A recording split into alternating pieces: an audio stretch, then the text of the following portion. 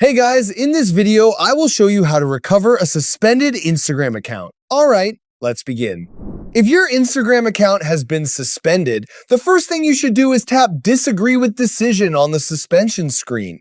This opens Instagram's appeal process, where you can explain why your account should be restored, provide accurate information, and complete every required field before submitting your appeal. If you can still access your account, tap your profile icon. Then tap the three-line menu in the top right corner. Scroll down and select Account Status. Here you can view any violations, restricted features, or removed content linked to your account. If an appeal option is available, follow the prompts to request a review.